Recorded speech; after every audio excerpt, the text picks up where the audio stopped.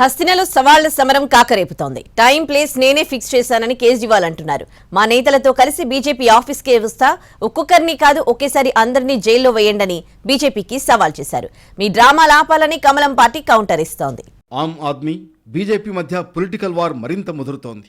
స్వాతి మాలీవాల్ పై Delhi CM Kejriwal వ్యక్తిగత సహాయకుడు బిభవ్ కుమార్ దాడి ఘటన రాజకీయంగా తీవ్ర దుమారం రేపుతోంది. బిభవ్ను ఢిల్లీ పోలీసులు అరెస్టు చేయడంపై కేజ్రీవాల్ సీరియస్ గా స్పందించారు.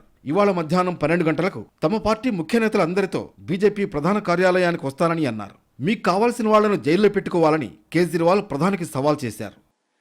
जिसको आप जेल में डालना चाहते हो आप जेल में डाल लो, एक साथ जेल में डाल दो। आपको लगता है कि आप आम आदमी पार्टी के नेताओं को जेल में डाल के आम आदमी पार्टी को क्रश कर दोगे? ऐसे आम आदमी पार्टी क्रश नहीं होने वाली। आप एक बार डाल के देख लो।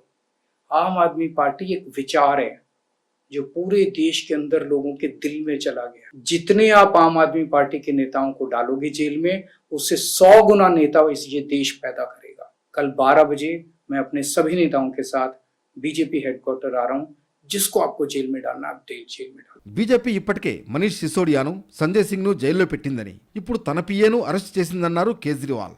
రాఘవ్ చద్దా లండన్ నుంచి వస్తున్నాడని వాళ్లే చెబుతున్నారని, ఆయనను కూడా వీళ్లు జైల్లో పెడతారని కామెంట్ చేశారు. ఆప్ నేతలు సౌరభ్ భరద్వాజ్ను, అతిషిని కూడా జైల్లో వేస్తామని వాళ్లే చెబుతున్నారని అన్నారు. ఆప్ నేతలను జైల్లో పెట్టడం ద్వారా తమ పార్టీని అణచివేయాలని మీరు అనుకుంటున్నారని ఫైర్ అయ్యారు.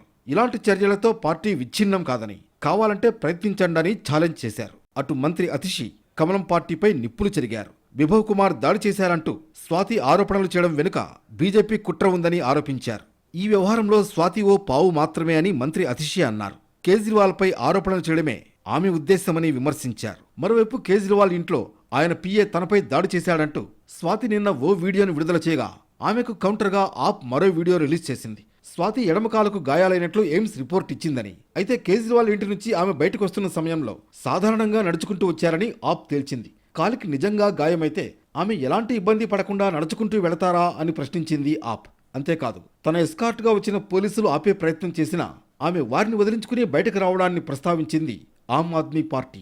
బీజేపీ కూడా కేజ్రీవాల్ వ్యాఖ్యలపై ఘాటుగా స్పందించింది. సొంత పార్టీ మహిళా నేతపై జరిగిన దాడిపై కేజ్రీవాల్ మౌనం వహిస్తున్నారని మండిపడింది. మీరు చేస్తున్న డ్రామాలు ఇక ఆపాలని, ఆమెపై దాడి జరిగి రోజులు గడుస్తున్నా ఇంకా ఎందుకు పెదవి విప్పడం లేదని ప్రశ్నించింది. ఈ ఘటనకు బాధ్యులెవరని BJP chief Virendra Sachdeva question చేశారు. మొత్తంగా స్వాతి మాలీవాల్ పై దాడి ఘటన ఆప్, బీజేపీ నేతల మధ్య అగ్గి రాజేస్తోంది.